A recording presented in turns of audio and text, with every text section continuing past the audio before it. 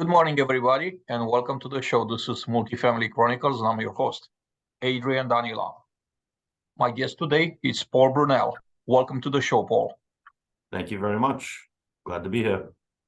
Paul, I do want to say that you are the chief engineer. You're a chief engineer for Fairly White Management. Correct. Let's start by introducing you to the audience by telling us a little bit about what you're doing in your current role, Paul. I'm sorry, what was the question? Let's start by telling the audience a little bit about what are you doing in your current role. Oh, okay. Well, as a chief engineer, it's a facilities position, like maintenance.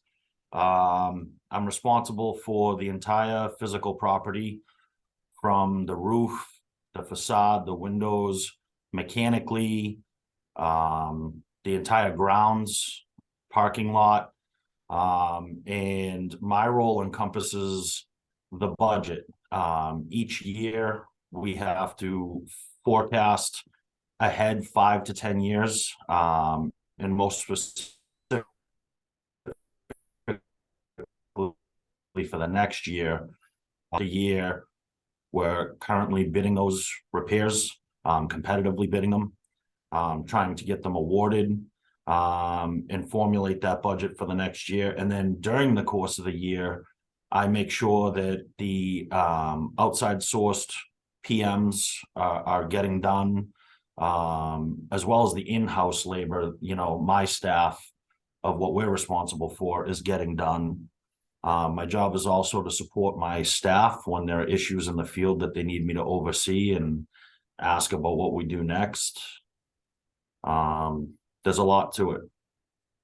We respond to emergencies during the day, off hours.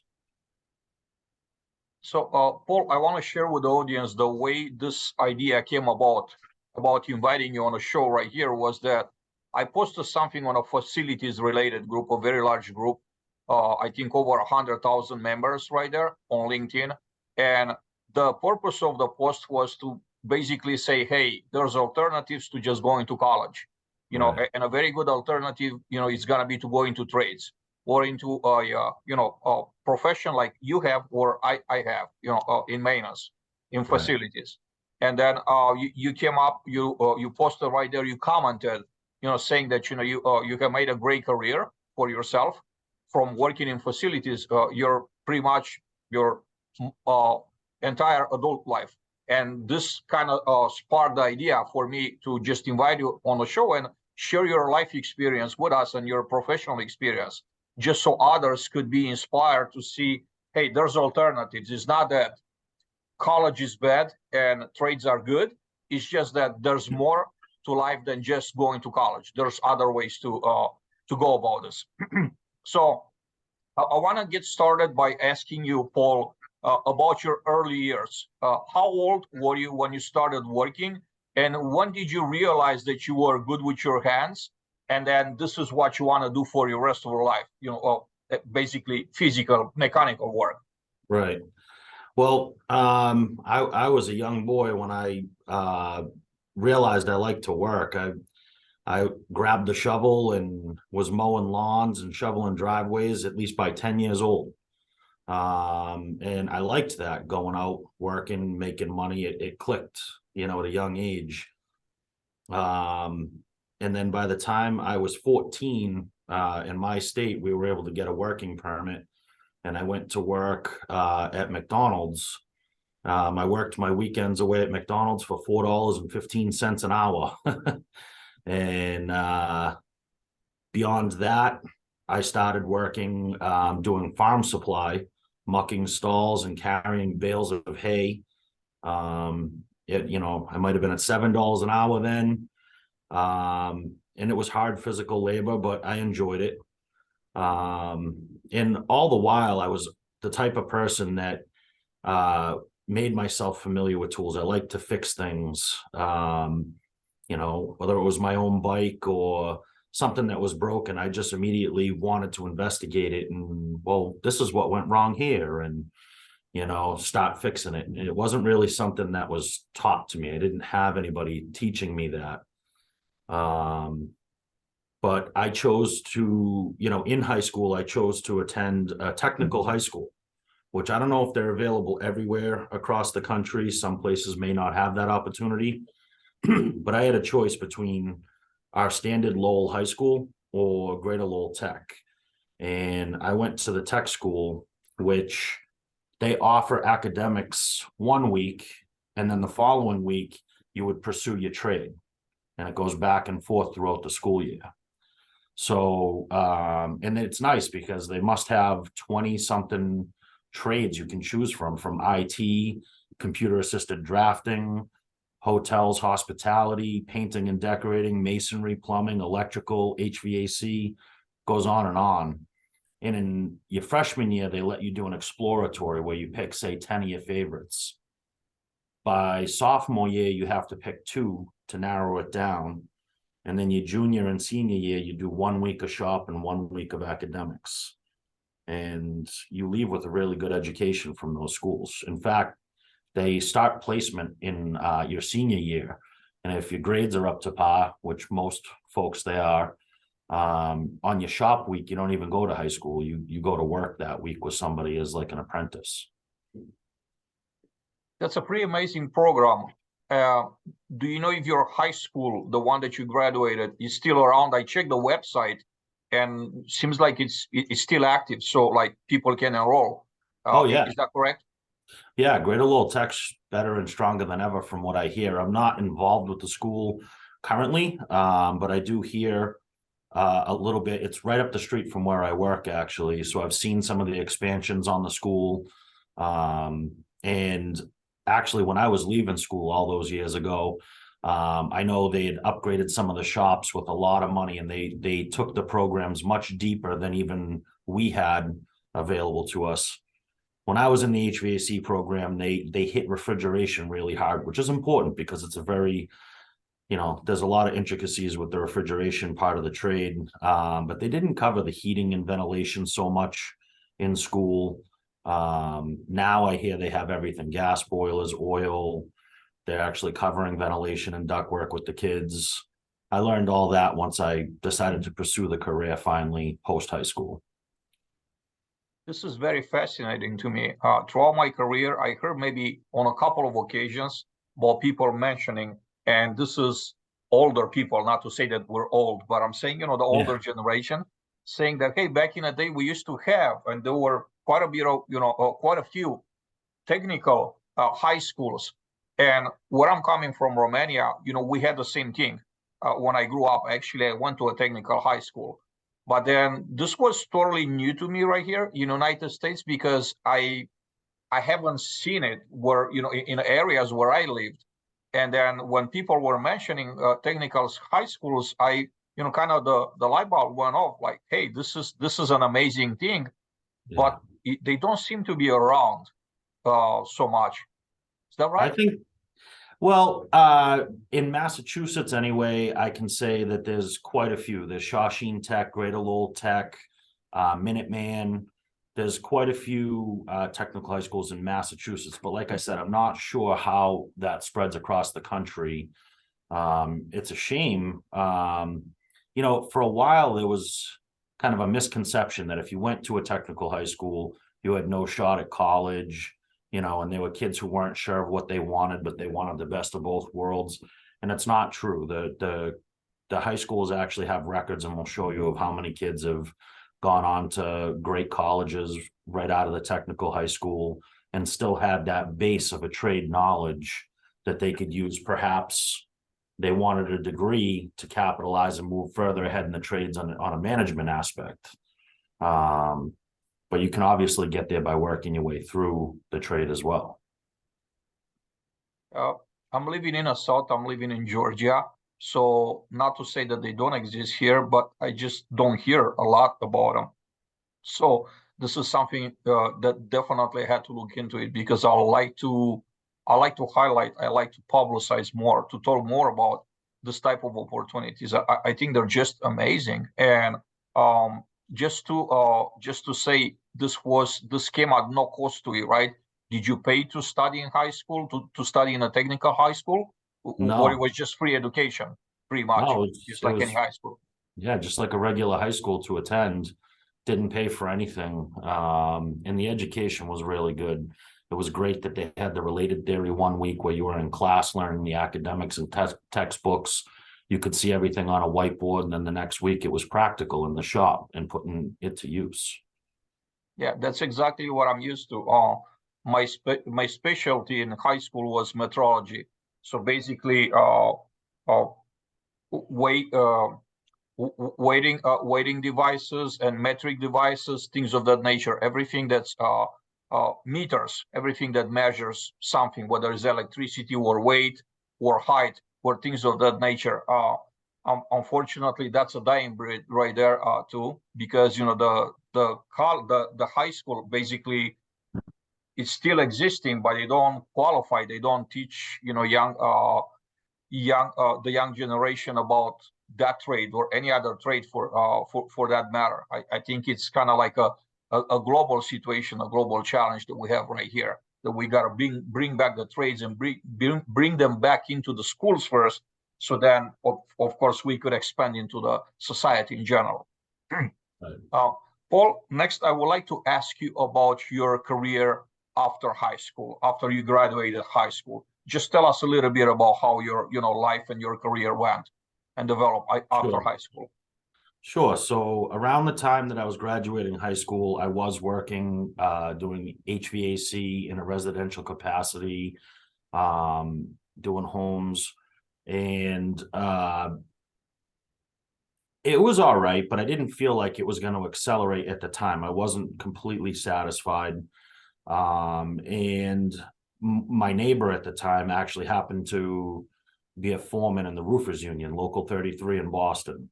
And he also had his side business doing shingles on the side on the weekends. And he started me working on the weekends, and he liked my work ethic. I was a hard worker. So after a while working for him there, he invited me and asked me if I'd like to work with him in the union. And it seemed like a great opportunity. The unions have great packages, pensions, health benefits, far beyond what I had access to. And the pay rate was a lot higher to start too. And I thought, hey, this isn't what I thought for my future, but I'm still, learning a great trade. It's kind of fun driving out to Boston, being at the top of all these, historic or, beautiful buildings. The views are unbelievable. I liked being outside at first. After a while, being on the roof in the hottest summer and the coldest winter, it didn't take me too long. I was there for about 3 years when I realized I'd like to switch gears and, finish up what I started with HVAC. And that's when I went back and got into facilities maintenance at that capacity and decided to pursue school at nights to get my license and stick with HVAC as my career choice. Well, one of the things that you told me, you shared with me, and you shared in your bio, was that by the time you were 23 years old, you were earning about $130,000 a year with lots of overtime. So, Correct. could you share with us, with the audience, how were you able to? And you also own your own home already. Yeah. You were able to purchase a home. Right. So how were you able at such a young age to be that successful, to make so much money, to own a house, and basically to be on your own and extremely successful? Right. Could you share a few things that help you get there? Sure. Well, I landed with a great company. I got a job with Building Technology Engineers, which is a division of MCOR. MCOR is a global company, and they do a really great job. If you can get a job with one of these companies like a C&W Services, an MCOR company, they are fantastic at supporting growth and career advancement. I started at the bottom as what they call an MT3, Maintenance Tech 3. And your jobs are very simple in nature, doing rounds, taking readings off machines. And I worked my way up. They offered me to go to school nights at an engineering school, Peterson Engineering School locally. And I just started advancing my career, taking class after class to get my HVAC license. And what they offered was, after every semester, when you pay up front out of your own pocket, and each semester as you pass, they reimburse you in full for passing the class. So I left each semester with zero student debt, and it had been paid in full.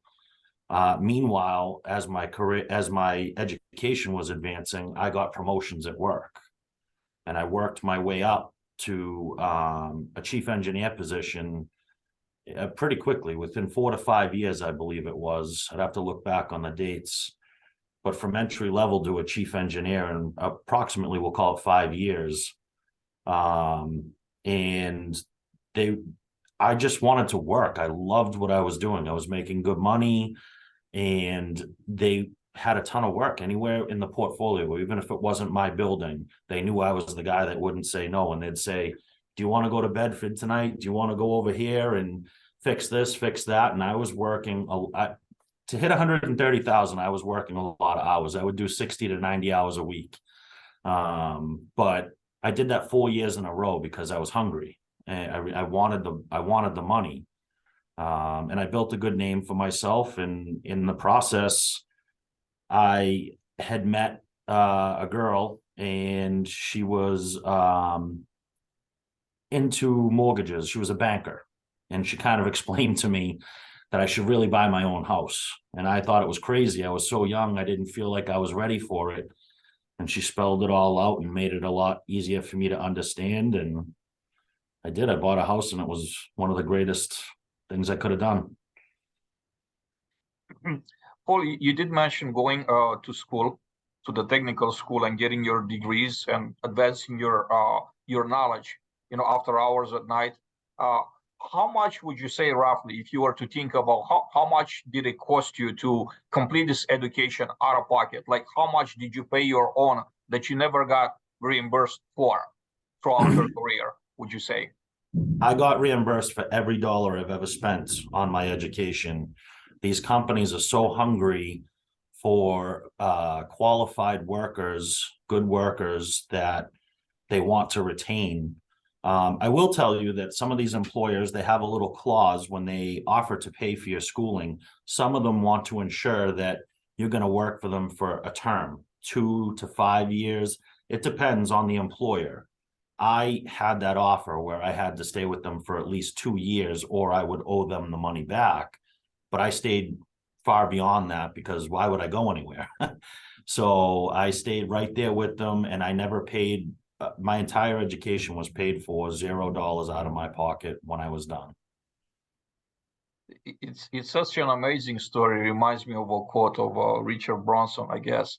He says, train your employees that they could gain enough knowledge that they could leave anytime, but treat them as well as they don't want to leave. They want to stick around. Right. So that's just a wonderful way to do it.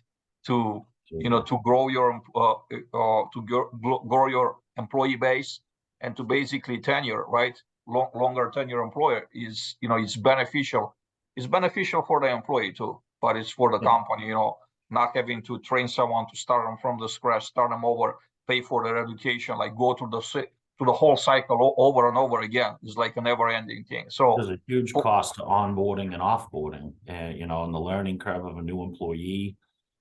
If you have a star employee, you definitely want to retain them, because you may be able to find another talent, but just whether it's a learning curve or they may not ever perform to that level, there's a lot of cost incurred in employee turnover. Employee vacancy, when you have a vacant position, that's a cost associated with that too, because you got to contract out more work. You got to put more work on existing employees. It's not really a happy situation. It's not really a saving there. It's going to cost you more on a long run. Next question, Paul. I want to talk to you about the huge deficit of people that we have in trades in general. Whether it's your trade, my trade, general trades like just simply HVAC or plumbing or electrical. How do you think that we could overcome this challenge? This tremendous challenge that we have as a it's just throughout the country. How do you think?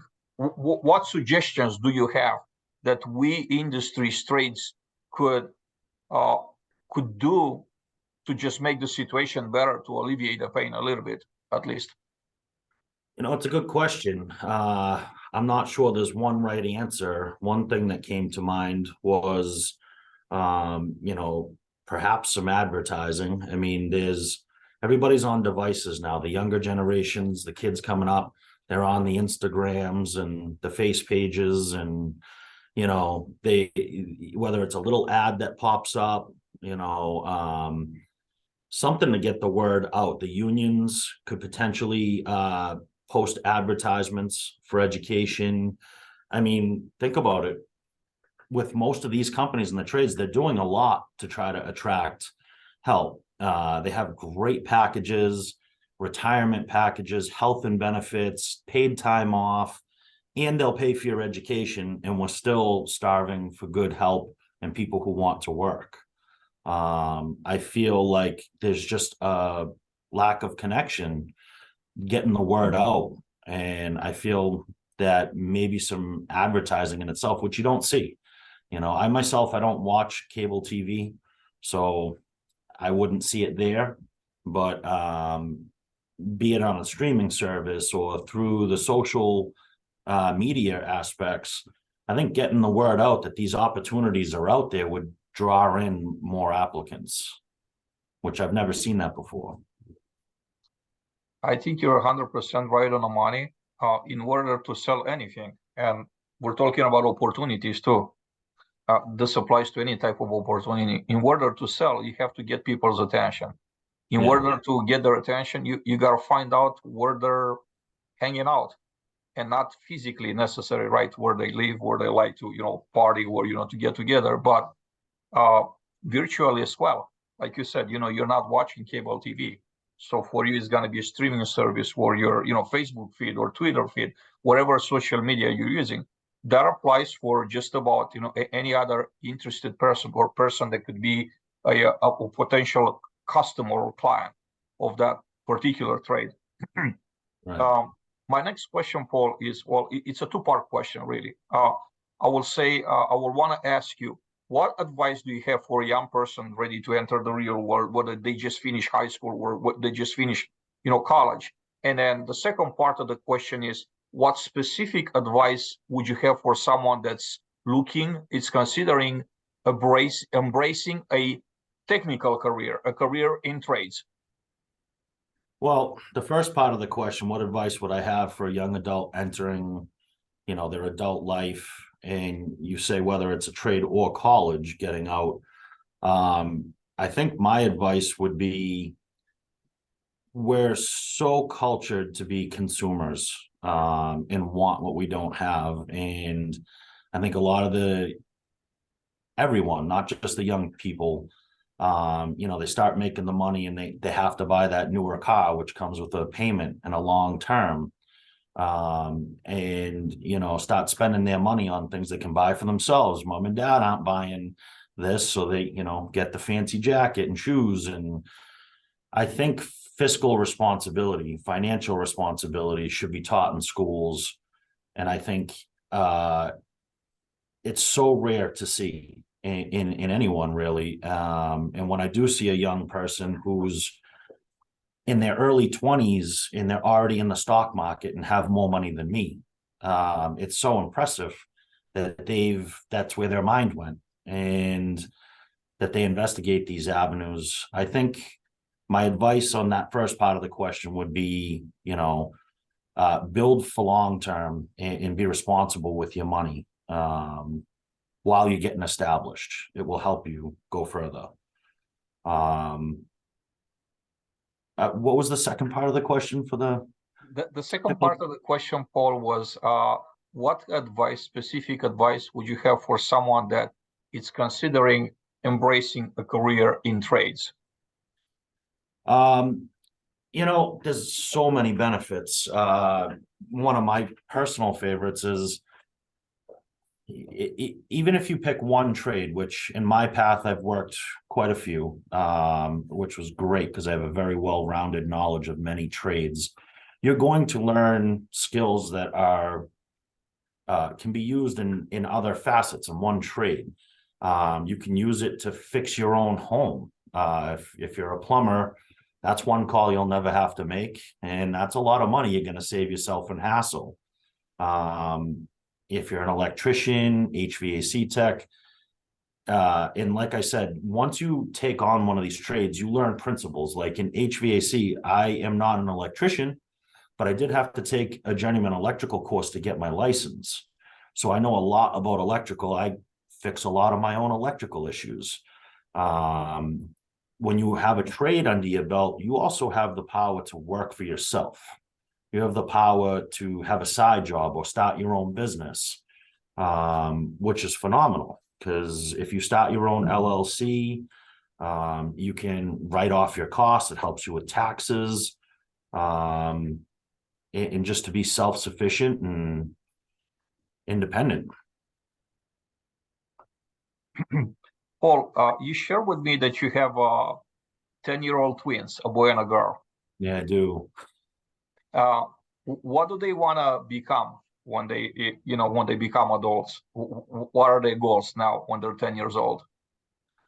I laugh a little bit because it's funny to see how many times people change their minds. But my son's pretty resolute in his decision. I'm very grateful. He idolizes his dad. I've always had him around. He's always wanted to be by my side when I'm working on a job, whether he's handing me a tool or asking me what I'm doing. And now he's at an age at 10 years old where I really can use him. And I'm teaching him so many skills. He works with me on the side jobs. He, does sheetrock, mud and tape, joint compound. If the power's locked out, I've actually had him remove and install outlets at 10 years old. He's learned how to do this. Very, very proud of him. And he tells me he wants to be a plumber or an electrician, which I am neither. And that's what he sticks to, even though I tell him Daddy does HVAC. He's, no, Dad, I want to be a plumber or an electrician. That's fine. That's great. Great careers. And I plan to continue to culture him, and educate him as he grows. He's going to know all the names of the tools and good work ethic. And I will support him because I know he will have a strong future as a tradesman one way or the other if he chooses to stay on this course. My daughter, on the other hand, she has no interest in working physically. It doesn't seem that's the case yet. She is very artistic, and she's very textbook smart. She's a straight A student. Academics comes very easy to her. So I'm not sure where she'll go. She speaks about maybe wanting to get into the healthcare field, which is great. She could have a lot of the same opportunities where employers may reimburse her for her education, or portions of it in the healthcare field. And she's said some of the other things kids say, like wanting to be a veterinarian and whatnot, but she has time. I wanted you to share, this about your kids because I think mostly everything starts at home for us when we're young. We're looking up to our parents and to people that are close within our circle, right? Whether it's our future, what do we want to do for a living in the future, whether it's, financial education and discipline. Everything starts at home. And it's great that if we could complement that with what we're learning in school, but as you just said, sometimes that part is just not there. For example, the financial education, it's not really, to my knowledge, is not very well spread in schools. They're not teaching. The teachings go more towards becoming a good consumer than becoming a more self-sufficient person. Do you disagree? Yeah, no, I agree 100%. one more note on my daughter too, where she hasn't picked her, career path 100%. I still plan to let her know because I feel it's important. There are a lot of misconceptions on women working in the trades as well, that they may not be welcomed into the trades or that they can't do it. And it couldn't be further from the truth.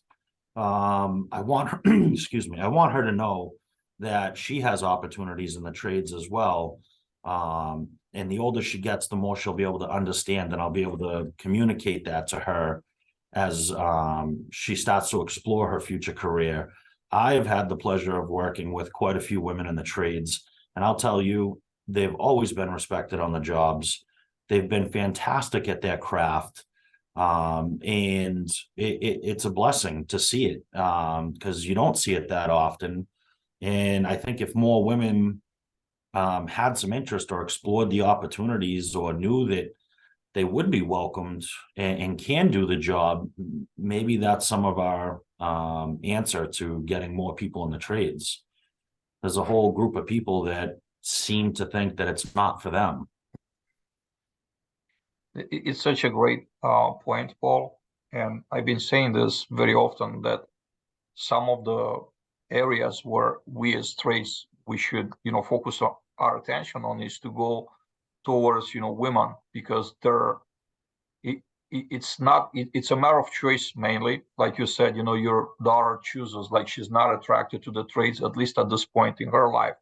But then if they don't know that those opportunities, those alternatives exist, how do we expect that they're gonna come into trades? They're gonna develop an interest. We have to go to them, and we have to drive that message to this audience and say, hey, just so you know, like, you're very welcome. If you want to pursue a career in trades, you could do great. You could do amazing for yourself. It's just an alternative. Right. You might want to consider, if other things are not for you, maybe this could be for you. This could be your career, your future. Absolutely. Yeah. Paul, I do want to thank you very much for coming, sharing your life experience with us, your thoughts, your wisdom with us. I'd like to give you the opportunity to say something in closing. Is it something that, you wish we would have covered during this conversation, or something that, you just very passionate about that you don't have the opportunity to voice during our conversation? No, I don't think I have anything really additional. I think, just to recap, I guess, closing out, that the message is that, the trades offer a great career for people. It's a very well-rounded opportunity. And if you do your research and talk to the employers, you could have your education paid for you and be making great money the entire time while you're in school, and leave with zero debt. It's a heck of an opportunity. Paul, I want to thank you again for coming to the show, for taking the time, spend the time with us today. And I hope to get you back here soon, maybe right. down the road, because this is such an important message that it's like an evergreen message. This is not a thing that, we're solving now or in 6 months or a year. It's going to be an ongoing challenge for us to overcome.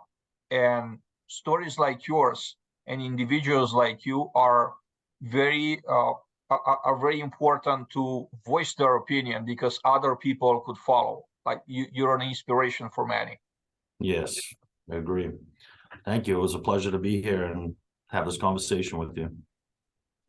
Everybody, thank you very much for watching us today. This is Multifamily Chronicles. I'm your host, Adrian Danila, and I hope to see you back here soon. Have a great day.